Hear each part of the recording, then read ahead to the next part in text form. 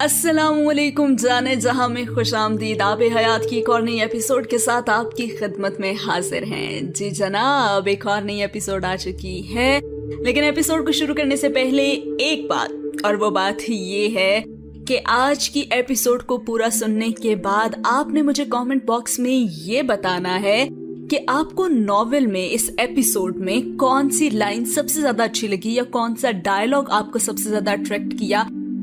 वो डायलॉग आपने मुझे कमेंट बॉक्स में बताना है, ताकि मुझे भी तो पता चले कि मेरे सुनने वाले जो लोग हैं उनकी चॉइस कैसी है, उन्हें पसंद क्या आ रहा है। तो कमेंट में ये बताना मत भूलिएगा, क्योंकि नॉवेल की तारीफें बहुत हो चुकी हैं अब तक। तो अब मैं ये जानना चाहती हूँ कि आपको हर एपिसोड में, ये इस एपिसोड के लिए नहीं है, हर एपिसोड में जो भी लाइन, जो भी चीज, जो भी सीन, जो भी डायलॉग आपको अच्छा लगता है, वो आपने मुझे कमेंट बॉक्स में जरूर बताना है। और इस वक्त सबसे ज्यादा आपको कौन सा कैरेक्टर पसंद आ रहा है नॉवेल में, वो भी बताना मत भूलिएगा। और अगर आपने चैनल को सब्सक्राइब नहीं किया तो अभी कर लेना। सब्सक्राइबर्स बढ़ेंगे तो एपिसोड्स फट आएंगी। बहुत बहुत शुक्रिया। तो आइए एपिसोड को शुरू करते हैं। पिछली एपिसोड कुछ वहां पे खत्म हुई थी जहां पे इमामा के मूड स्विंग्स अभी भी बरकरार थे। सालार बाहर था, लेकिन उसे उसकी गैर मौजूदगी में कुछ भी अच्छा नहीं लग रहा था। हर चीज, चाहे वो शॉपिंग मॉल हो, चाहे वो घर हो, कॉफी हो, छत पे मौजूद छिपकली हो, कुछ भी हो, उसे किसकी याद आ रही थी? सिर्फ और सिर्फ सालार की। और इस वजह से वो बेहद चिड़चिड़ी भी हो चुकी थी। सालार को तो उसके बनते बिगड़ते मूड की समझ नहीं आ रही थी, लेकिन खुद इमामा को भी अपने आप की समझ नहीं आ रही थी। वो सारा दिन उसके बारे में ही सोच कर उदास होती रहती थी, और उससे बात करते हुए वो बिला वजह उससे झगड़ती थी। उसे उस पर शदीद गुस्सा भी आता था, और क्यों आता था ये उसकी समझ से बाहर था। वो कई सालों बाद इतने लंबे डिप्रेशन का शिकार हुई थी, और जिंदगी में पहली बार इन 3 हफ्तों में वो एक नॉवेल भी मुकम्मल नहीं कर पाई थी। पेंटिंग तो खैर दूर की ही बात थी। वो सारा दिन टीवी ऑन किए उसकी कॉल के इंतजार में बैठी रहती, या फिर कंप्यूटर ऑन किए पुरानी ईमेल्स पढ़ते हुए किसी नए ईमेल के लिए बैठी रहती।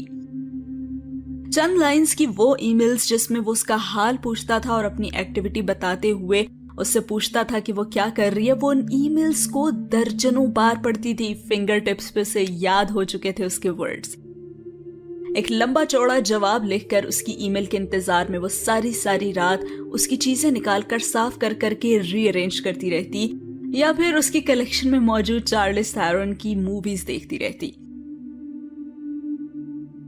ये वाकई बेबसी की हद थी कि उसे वो एक्ट्रेस जो बहुत बुरी लगती थी, अब वो भी बुरी लगना बंद हो गई थी, जिसको वो पहले सालार के सामने देखना पसंद नहीं करती थी। शायद जिंदगी में कभी कभी ऐसा होता है कि जो इंसान आपको पसंद हो, उसकी चॉइस, उसे जो चीज पसंद हो, चाहे वो आपको पसंद हो या ना पसंद हो, लेकिन ये सोच के कि उसे पसंद है, आपको खुद ब खुद ही पसंद आने लग जाती है। तो कुछ इमामा के साथ भी ऐसे ही हो रहा था। हर रोज खाने की टेबल पर वो उसके बर्तन भी लगा देती, ये जैसे खाने की टेबल पर अपनी तन्हाई दूर करने की कोशिश थी। और रात को सोने के लिए अपने बिस्तर में लेटे वो लाइट ऑफ करने के बाद भी करवट लिए कितनी देर उसके बिस्तर और सिरहाने को देखती रहती। और सोने से पहले लाइट ऑफ करने के बाद भी उसे कुछ देर बातें किया करती थी, और अब ये खामोशी उसके आसाब को बुरी तरह मुजमल कर रही थी। ईद के लिए इस्लामाबाद जाने तक घर की उस खामोशी और तन्हाई ने उसे मुकम्मल तौर पर हवास बाख्ता कर दिया था।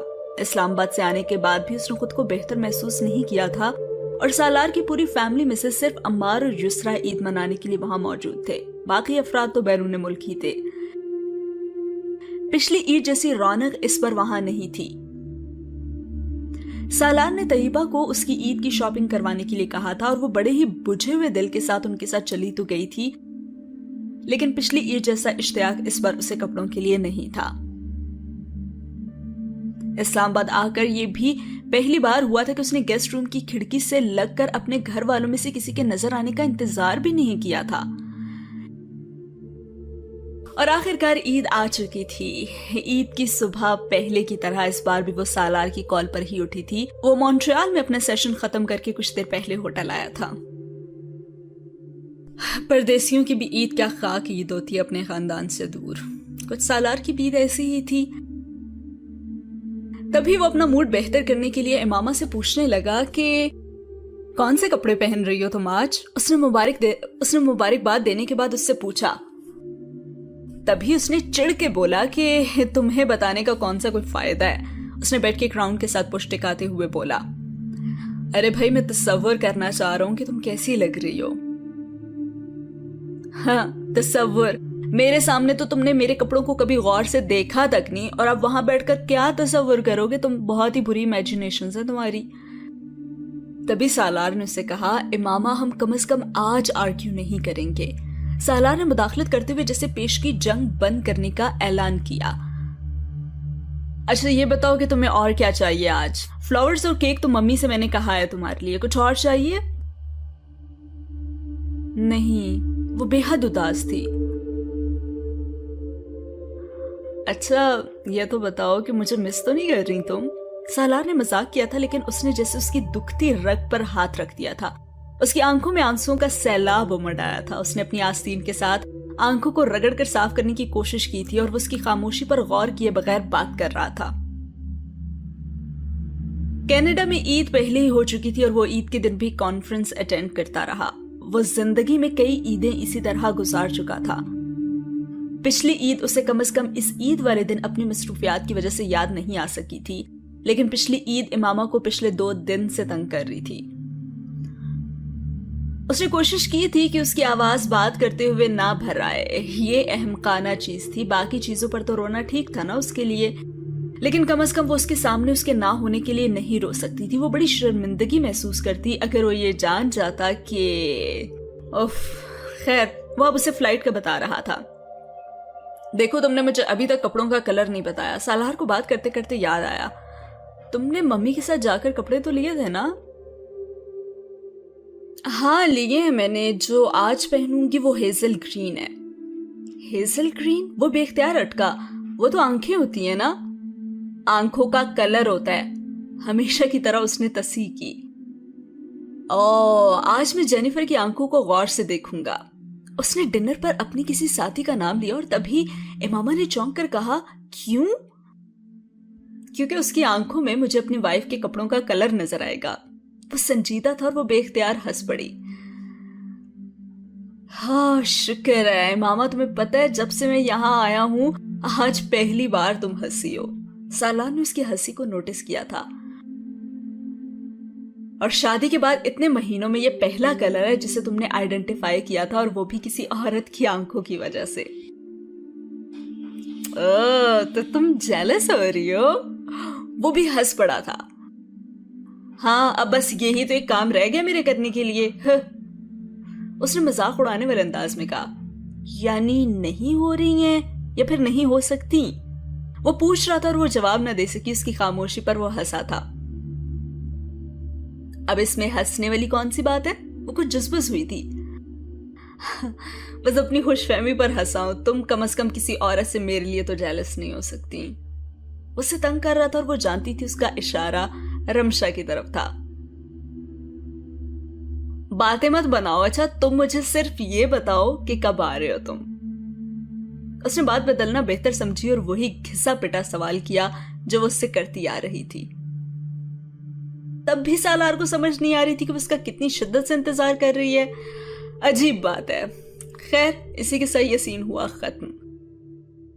जी अगले सीन में इमामा की खुशियां वापस आने वाली हैं। क्यों? क्योंकि सालार वापस आ रहा है। इमामा ईद के दूसरे दिन रात की फ्लाइट से वापस लाहौर आ गई थी। क्यों? क्योंकि अगली रात 8 बजे की फ्लाइट से सालार वापस आ रहा था। वो ज़ूद रंजी और हसासियत जो पिछले 4 हफ्तों से उसे नाखुश रखी हुई थी, वो यकदम जैसे कहीं गायब हो गई थी। और 4 हफ्ते के बाद बिलाखिर उसने केक का वो टुकड़ा और वो कैन डिस्पोज ऑफ कर दिए। अगर फुरकान को सीधा हॉस्पिटल से एयरपोर्ट ना जाना होता तो वो खुद उसे रिसीव करने चली जाती। वो कुछ इतनी ही एक्साइटेड हो रही थी। 9:45 पर बिलाखिर डोर बेल बजी और उसे दरवाजे तक पहुंचने में सेकंड्स लगे थे। वो इस कदर खुश थी कि वो खुद ही सोचने लगी, खुदाया क्या खुशी इसको कहते हैं जो उस शख्स के चेहरे पर पहली नजर डालते मैंने महसूस की है। उसने दरवाजा खोलकर डोर हैंडल पर अपना कपकपाता हुआ हाथ रखते हुए सालार को देखकर सोचा था। फुरकान से बातें करता दरवाजा खुलने की आवाज पर वो सीधा हुआ और उन दोनों की नजरें मिली। वही गर्म जोश मुस्कुराहट जिसकी वो आदी थी और हमेशा की तरह सलाम में भी पहल उसी ने की थी। वो उसे देखते ही चंद लम्हों के लिए तो जैसे साकित ही हो गई थी। ए मामा, सामान की डिलीवरी देने आया हूं, चेक कर लो कोई ब्रेकेज या डैमेज तो नहीं है। फुरकान ने एक सूटकेस खींचकर अंदर ले जाते हुए उसको छेड़ा और सालार मुस्कुराया था। ए मामा ने सलाम का जवाब देने की कोशिश की थी, लेकिन उसके गले में कोई गिरा लगने लगी थी। बात गले की गिरा तक रहती तो ठीक थी, लेकिन आंखों में पानी कैसे और क्यों आ गया था। वो आगे बढ़ा और उसने हमेशा की तरह उसे गले लगाया जैसे वो ऑफिस से आने की बात करता था। बेख्तियार बेसाख्ता आंसू का एक और रेला आया। यही चीज तो वो ढूंढती फिर रही थी पिछले 4 हफ्तों से, सालार की मौजूदगी का एहसास।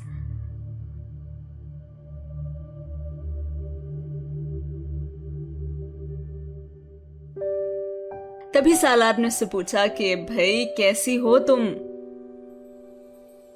उसने उसके चेहरा और आंसू देखते हुए ये कहा, अरे क्या हो गया। वो ठटका और सूटकेस अंदर ले जाते हुए फुरकान ने पलट कर देखा। वो मैं अभी सलाद के लिए प्याज काट रही थी ना, तो इसलिए उसने कुछ घबराहट में मुस्कुराने की कोशिश करते हुए भर्राई हुई आवाज में कहा था, और फिर शायद उसे खुद ही ये बहाना कमजोर लगा। वो सिर में भी कुछ दर्द था और फ्लू था, इसलिए। वो फुरकान की मुस्कुराती हुई नजरों से कुछ गड़बड़ाई थी। खैर, सालार ने फुरकान को नजरअंदाज किया और उससे कहा, तो यार कोई मेडिसिन लेनी चाहिए थी ना तुम्हें। वो मैं कुकिंग रेंज पर कुछ रख कर आई हूं, मैं आती हूँ। वो रुके बगैर किचन में चली आई। उसके सामने खड़े रहकर उससे नजरें मिलाकर झूठ बोलना बड़ा मुश्किल हो गया था। सिंक में चेहरे पर पानी के छिपा के मारने के बाद उसने कुछ पानी पिया। आवाज की थरथराहट सिर्फ इसी तरह खत्म हो सकती थी। वो दोनों अब उसके अकब लाउंज में किचन काउंटर के पास खड़े बातें कर रहे थे और उनमें से कोई भी उसकी तरफ मुतवज्जा नहीं था। अपना चेहरा किचन रोल से थपथपाकर उसने चंद गहरे सांस लेकर खुद को नॉर्मल किया। अरे भाई बैठ जाओ, खाना खाकर ही जाना। वो लाउंज में आई तो सालार फुरकान से कह रहा था, नहीं यार इस वक्त तो नहीं, खाने पर बच्चे इंतजार कर रहे होंगे मेरा, कुछ दिनों के बाद चलेंगे कहीं डिनर के लिए। वो बैरूनी दरवाजे की तरफ जाते हुए बोला और सालार दरवाजे तक उसे छोड़ने गया। वो किचन में आकर खाने के बर्तन निकालने लगी। वो दरवाजे से वापसी पर किचन में सेलफोन पर बात करते हुए आया था और फोन पर सिकंदर थे। इमामा ने उसे किचन काउंटर पर रखी पानी की बोतल को खोलते देखा। फोन कंधे और कान के बीच दबाए उसने बोतल का ढक्कन खोला और इमामा ने उसके ग्लास की तरफ जाने से पहले एक ग्लास निकाल कर उसके सामने काउंटर पर रख दिया। सालार के हाथ से बोतल लेकर उसने ग्लास में उसके लिए पानी डाला। सालार ने सिकंदर से बात करते हुए सर के इशारे से उसका शुक्रिया अदा किया और फिर पानी का घूंट भरते हुए कहा, इमामा पापा खैरियत पूछ रहे हैं तुम्हारी। फ्रिज का दरवाजा खोलते हुए मुस्कुराई, मैं अब ठीक हूं। सालार ने उसके जुमले पर गौर किए बगैर सिकंदर तक उसका जुमला पहुंचा दिया। काउंटर पर पड़े सलाद में से सेब का एक टुकड़ा कांटे से उठाकर मुंह में डालते हुए वो उसी तरह फोन पर सिकंदर से बात करते हुए किचन से निकला। इमामा ने उसे टेरेस का दरवाजा खोलकर टेरेस के पौधों पर नजर दौड़ाते देखा। टेबल पर बर्तन रखते हुए उसकी आंखों में एक बार फिर नमी आने लगी। 1 महीने के बाद ये जगह उसे घर लगी थी और उसकी वजह घर में गूंजती वो आवाज और इधर से उधर जाता उसका वजूद था। बर्तन रखने के बावजूद वो जैसे बेइख्तियारी के आलम में टेबल के पास खड़ी फोन कान से लगाए सालार को टेरेस पर इधर से उधर टहलते हुए देख रही थी। बात मोहब्बत की नहीं, आदत की थी। उसे उसकी आदत हो गई थी और आदत बाज दफा मोहब्बत से भी ज्यादा जानलेवा साबित होती है। उसे अचानक ख्याल आया कि वो खाना खाने से पहले कपड़े तब्दील करेगा। वो बेडरूम में जाकर वो उसके लिए कपड़े निकालकर वॉशरूम में लटका कर आई। वो वॉशरूम से निकल रही थी जब वो बेडरूम में दाखिल हुआ। हाँ इमामा मैं शॉवर लेकर खाना खाऊंगा, उसने जैसे ऐलान किया था। वो ना भी कहता फिर भी वो जानती थी वो सफर से वापसी पर हमेशा नहाकर ही खाना खाता था। हाँ सालार मैंने तुम्हारे कपड़े और टॉवल्स रख दिए हैं और ये मैं तुम्हारे लिए नए स्लीपर्स लेकर आई थी। वो स्लीपर्स का डब्बा शू रैक से निकालते हुए बोली, अरे रहने दो ना इमामा, मैं खुद ही निकाल लूंगा। रिस्ट वॉच उतारते हुए उसने इमामा को मना किया। उसे कभी भी किसी दूसरे का अपने जूते उठाना पसंद नहीं था, वो जानती थी, लेकिन उसके मना करने के बावजूद वो स्लीपर्स निकाल लाई थी।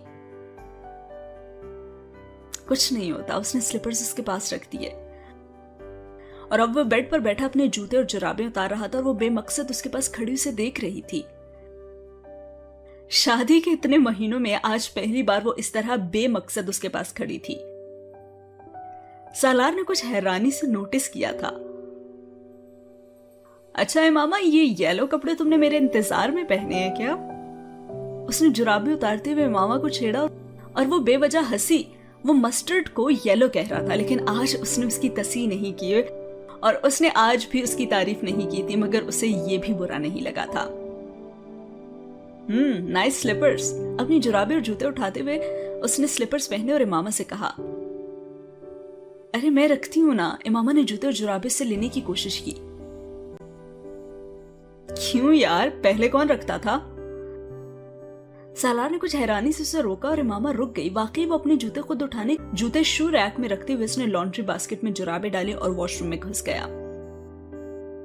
इमामा ने बेड साइड टेबल पर पड़ी उसकी रिस्ट वॉच और सेल फोन को देखा। हर खाली जगह भरने लगी थी। वो जब तक नहा कर आया, इमामा खाना लगा चुकी थी। सालार ने डाइनिंग टेबल पर नजर डालते ही बेख्तियार कहा, इमामा क्या क्या पका रखा है यार? जो जो तुम्हें अच्छा लगता है सालार, उसने सादगी से कहा। मुझे? वो कुर्सी खींचकर बैठते हुए टेबल पर फैली हुई डिशेस देखकर जैसे किसी सोच में पड़ा। तुमने अपना वक्त ही जाया किया है। कोई और वक्त होता तो वो पूरे दिन की मेहनत पर ऐसे बोले जाने वाले जुमले पर बुरी तरह से नाराज होती, लेकिन आज उसे कुछ बुरा नहीं लग रहा था। किसी बात पर गुस्सा नहीं आ रहा था। वो इतनी ही सरशार थी। मैंने अपना वक्त तुम्हारे लिए इस्तेमाल किया, उसने मध्यम आवाज में सालार की तस्वीर की। लेकिन तुम थक भी तो गई होगी ना? नहीं, क्यों थकूंगी मैं? उसने चावलों की डिश सालार की तरफ बढ़ाई। सालार ने उसकी प्लेट में हमेशा की तरह पहले चावल डाले। अपनी प्लेट के एक कोने में पड़े उन चावलों को देखकर उसका दिल भर आया था। तो इतने दिनों से ये एक चीज थी जिसे वो मिस कर रही थी खाने पर, और ये एक चीज नहीं थी। वो अब अपनी प्लेट में चावल डाल रहा था और 1 महीने के बाद वो उसके इतने करीब बैठी थी। खाना सर्व करते उसके हाथ देख रही थी। सफेद शर्ट की आस्तीनें मोड़े उसके हाथों ने हमेशा की तरह उसे अपनी तरफ मतवज्जा किया था। उसका दिल बेख्तियार उसके हाथ छूने को चाहा, लेकिन उसने बामुश्किल नजरें हटाई और खुद को संभालने की कोशिश की। उसके लिए वाकई में बहुत मुश्किल हो रहा था कि वो खाना खाए या बैठ के सिर्फ उसे देखती रहे। हाँ, तो इमामा तुम्हारी पेंटिंग्स मुकम्मल हुई? इतना बड़ा चार्ट प्लान तुमने बना रखा था, जो पेंडिंग काम थे मेरी वजह से, हुए कि नहीं? वो खाना शुरू करते हुए उससे पूछ रहा था और इमामा ने चौंक कर टेबल पर पड़ा कांटा और चम्मच उठाया। कौन सी पेंटिंग्स? उसने बेख्याली में कहा और वो ठटका। तुम बना रही थी ना कुछ? उसने याद दिलाया। अच्छा छोड़ो ना, ये भी लो। जवाब देने के बजाय उसने एक और डिश उसकी तरफ बढ़ाई। अच्छा ये बताओ, डर तो नहीं लगा तुम्हें यहाँ अकेले रहते हुए? सालार ने उससे पूछा। अच्छा ये बताओ, खाना अच्छा है ना? इमामा ने एक बार फिर जवाब कबूल किया और वो मजीद झूठ नहीं बोल सकती थी, बिल्कुल वैसे ही जैसे वो सच नहीं बोल सकती थी। ये भी कोई पूछने वाली बात है, हमेशा अच्छा होता है। वो मुस्कुराया था। अच्छा ये तो बता दो कि कितने नॉवेल्स पढ़े तुमने? वो स्टुपिड घटिया नॉवेल्स, वो पूछ रहा था। अरे ये भी लो ना। उसने एक और डिश सर्व की। तुम्हारी फ्लाइट ठीक रही? इससे पहले कि उससे कोई मुश्किल सवाल करता, उसने पूछना जरूरी समझा था। हाँ, ओवरऑल कुछ बम्पी रही, लेकिन ठीक ही थी, उसने बताया। और कॉन्फ्रेंस भी अच्छी रही तुम्हारी? एक्सीलेंट, बहुत अच्छी, उसने बेख्तियार कहा। अच्छा बिमामा, तुम मुझे बताओ कि तुम्हारी क्या रूटीन थी यहाँ? वो उसे मौजू से हटाने में बिल्कुल भी कामयाब नहीं रही थी। मेरी रूटीन? वो सोच में पड़ी। हाँ, यही कि क्या क्या करती रही तुम सारा दिन? वो अब चपाती का टुकड़ा तोड़ते हुए पूछ रहा था। वही जो पहले करती थी मैं, उसने नजरें चुराकर एक और डिश उसकी तरफ बढ़ाई। लेकिन तब तो बहुत ज्यादा वक्त होता होगा ना तुम्हारे पास? उसने कुरेदा था। हाँ बिल्कुल, सारी शाम सारी रात। वाह, फिर तो ऐश हो गए होंगे तुम्हारे तो। हाँ अपनी प्लेट में कौरमा निकालते हुए उसने मुस्कुरा कर कहा और इमामा ने जवाब देने के बजाय अपनी प्लेट को देखा जिसमें चीजों का ढेर बिल्कुल उसी तरह से पड़ा था और उससे कुछ खाया नहीं जा रहा था। सालार को इतनी रगबत के साथ खाते देखकर उसे यूं लग रहा था जैसे उसका पेट भर रहा हो। वैसे यार तुम एक काम करती तो सईदा अम्मा को यहाँ ले आती, सालार ने यकदम उससे कहा और उसे पता नहीं क्या ख्याल आया था। हाँ मैंने कहा था उनसे, लेकिन तुम्हें तो पता है वो इतने दिनों के लिए अपना घर नहीं छोड़ सकती, उसने जवाब दिया।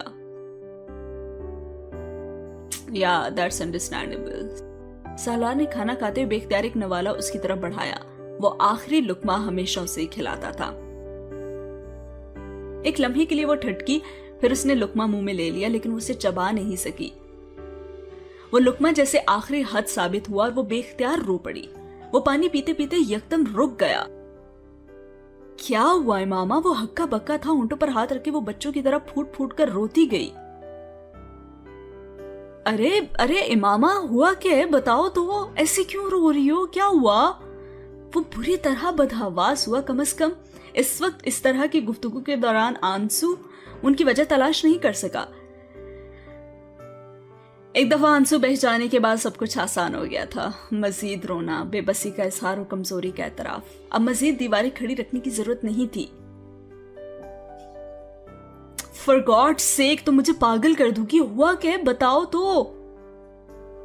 सब कुछ ठीक तो रहा है ना मेरे बाद? किसी ने तुम्हें परेशान तो नहीं किया? इमामा बताओ हुआ क्या है?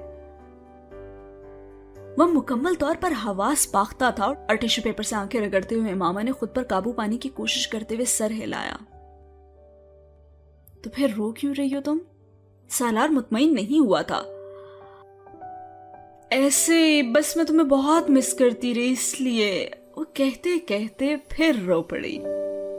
आखिरकार उसने कह ही दिया। बहुत ही ज्यादा उसे शर्मिंदगी महसूस हुई जब उसने ये एतराफ किया था और सालार को ये लगा कि उसे सुनने में कुछ गलती हुई थी। क्या? किसको मिस किया तुमने? तुम्हें और किसे? उसने सर झुकाकर रोते हुए कहा और वह चंद लम्हों के लिए साकित हो गई। मुझे? लेकिन मुझे किस लिए?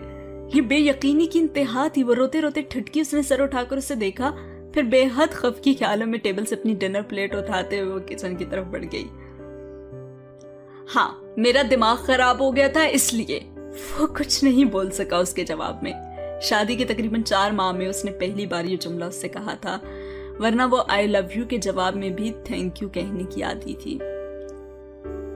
आखिरकार सैलाब बहा ही दिया बच्ची ने। वह बर्तन उठाकर अंदर ले जा रही थी और सालार बिल्कुल हैरान सा पानी का ग्लास हाथ में लिए उसे अपने सामने से बर्तन हटाते देख रहा था। वो उसके रोने से कभी इतना हवास बाख्ता नहीं हुआ था जितना उसकी इस मामूली से एतराफ से हो गया था कि वो उसे मिस कर रही थी। वाकई वो शॉक ना होता तो और क्या करता। वो 4 हफ्ते पहले बड़े धड़ल्ले से उसे कह रही थी कि, और पानी का ग्लास हाथ में लिए बुत की तरह कुर्सी पर बैठे कोई उसके सामने जैसे किसी मुअम्मा के टुकड़े तरतीब देने लगा था। वो 4 हफ्ते बाहर रहकर उसके जिस रवैये को समझने की कोशिश में नाकाम हो गया था, वो अब आखिर में उसे समझ आ रहा था। ये नाकाबिले यकीन था कम से कम उसके लिए कि इमामा उसे, वो अपने सामने भी उन अल्फाज को दोहरा नहीं पा रहा था। इस कदर नायाब थे वो, या वो एक्सपेक्ट ही नहीं कर रहा था उससे। उसने गर्दन मोड़कर उसे देखा। वो किचन में इधर से उधर जाते हुए इसी तरह आंखें रगड़ते हुए चीजें समेट रही थी। वो ग्लास टेबल पर रखकर किचन में आ गया। वो फ्रिज से स्वीट डिश निकाल रही थी। सालार ने उसके हाथ से डोंगा पकड़कर काउंटर पर रख दिया और कुछ कहे बगैर उसे गले से लगा लिया। वो ग्लास टेबल पर रखकर किचन में आ गया और वो फ्रिज से स्वीट डिश निकाल रही थी। सालार ने उसके हाथ से डोंगा पकड़कर साइड पे रखा और उसके सामने बैठ गया। बड़ी नरमी से, यूं जैसे तलाफी कर रहा हो या फिर माजरत कर रहा हो। वो खफकी से किचन से तो निकलना चाहती थी, लेकिन सालार उसके सामने आ खड़ा हुआ। फिलहाल दुनिया में वो वाहिद शख्स था जो उसका इस कदर ख्याल रखता था। अब बरसात फिर से होने लगी थी। उसकी आदतें खराब कर रहा था, किसी पैरासाइट की तरह उसे अपना मोहताज कर रहा था। वहां खड़े दोनों के दरमियान एक लफ्ज का भी तबादला नहीं हुआ, कोई माजरत, कोई इजहार मोहब्बत, कुछ भी नहीं। जिंदगी के इस खेल में लफ्ज फालतू थे जिसमें वो लीड कर रहे थे। बरसात थमने लगी थी और वो हाथ से गाल और आंखें खुश करते हुए से अलग हो गई। और कोई बात नहीं है, दरअसल मैं घर में अकेली थी तो इसलिए मैं तुम्हें मिस करती रही। इनकार, इकरार, एतराफ और फिर इनकार, ये मशरकी औरत की जिंदगी का दायरा था और वो भी इसी दायरे में घूमने लगी थी। झूठ की जरूरत फिर से आन पड़ी थी। अपने इर्द गिर्द खड़ी दीवार के शगाफ को उसने फिर से भरना शुरू कर दिया। हाँ, सही कह रही हो, अकेला हो ना बंदा तो ऐसे ही होता है। सालार ने उस झूठ को सच बनाने में इसकी मदद की और इमामा का हौसला बढ़ा। और भी एक बात, मेरे दांत में दर्द था तो इसलिए भी मुझे रोना आ गया। वो अटकी और फिर उसने कहा, हाँ मुझे अंदाजा है दांत का दर्द बहुत तकलीफ दे होता है, एक दफा तो मुझे भी हुआ था। मैं जानता हूं इंसान की क्या हालत होती है उसमें। इमामा एक दूसरे के सामने खड़े वो नजरें मिलाए बगैर झूठ बोल रहे थे। अब वो अटकी। अब तीसरा झूठ उसके जहन में नहीं आ रहा था और जिस सवाल आ रहा था उसने वही पूछा, सालार तुमने मुझे मिस नहीं किया? वो फिर गली के उसी मोड़ पर आ खड़े हो गए थे। सच बताऊं, हर दिन, हर घंटा, हर मिनट, हर सेकंड उसकी आंखों में आंखें डाले कह रहा था और इमामा की आंखों में जैसे सितारे झलमिलाने लगे थे। बाज़ दफा हम कोई फिलॉसफी, कोई हकीकत नहीं सुनना चाहते, बस वही रिवायती बातें सुनना चाहते हैं जिन्हें फिल्म के पर्दे और किताब के सफे पर हम हजारों बार पढ़ते और हंसते हैं। वो भी रिवायती बातें कर रहा था, वही जुमले जो इस वक्त उसके मुंह से वो सुनना चाहती थी। 4 हफ्ते तुम्हारे साथ नहीं था, अगर तुम्हारा ख्याल ना आता तो मैं तो मर ही जाता। और इमामा के हो गए शुरू नखरे। जी नहीं, तुम झूठे हो, वो भराई आवाज में रोते हुए हंसी थी। हाँ, और तुम भी, सालार ने बेसाख्ता जताया और वो रोते हुए हंस रही थी या फिर हंसते हुए रो रही थी, समझना मुश्किल था। लेकिन 4 माह में पहली बार सालार के लिए वो बरसात काबिले एतराज नहीं थी। इतने अरसे में पहली बार उसे एहसास हुआ कि वो बरसात उसे कभी भी डुबो सकती है। और इसी के साथ ये सीन हुआ खत्म। वो उसी रात बेड पर उससे चंद इंच दूर करवट के बल लेटे कोहनी तकिए पर टिकाए उससे बातें कर रही थी। अगले सीन में वो उसी रात बेड पर उससे चंद इंच दूर करवट के बल लेटे कोहनी तकिए पर टिकाए उससे बातें कर रही थी। 1 महीने के दौरान इकट्ठी हो जाने वाली सारी बातें, यानी बेमकसद बेमायनी चीजों और वाकयात की तफसीलात, किसकी कॉल आई, किससे उसकी क्या बात हुई, मुलाजिमा ने उसे क्या कहा, टीवी पर चलने वाले किसी प्रोग्राम में उसने क्या देखा, कौन से मैगजीन में उसने क्या पढ़ा, और टेरेस पर रखे कितने पौधों पर नए फूल निकले, फुरकान और नौशीन के बच्चे कितनी बार उसके घर आए, वो नौशीन के साथ कितनी बार बाजार गई, क्या खरीदा और क्या पसंद नहीं आया। उसे अंदाजा भी नहीं हुआ कि सिर्फ वही बोल रही थी और सालार बिल्कुल खामोश लेटा उसका चेहरा देखते हुए से सुन रहा था। और वो खामोश सामे पल के झपकाए बगैर सिर्फ उसके चेहरे को देख रहा था। उसकी आंखों के तासरात, उसके चेहरे पर झलकने वाले रंग, उसके होंठों की हरकत, बात करते हुए उसकी हंसी की खिलखिलाहट, उसके चेहरे पर खिलने वाले रंग, वो जैसे सिनेमा के फ्रंट रो में बैठा हुआ एक सहरज़दा नाजिर था। और जब वो बातें करते करते थकती तो फिर कहती, अच्छा चलो आप सो जाते हैं। और ये वो जुमला था जो शायद वो 25 दफा कह चुकी थी।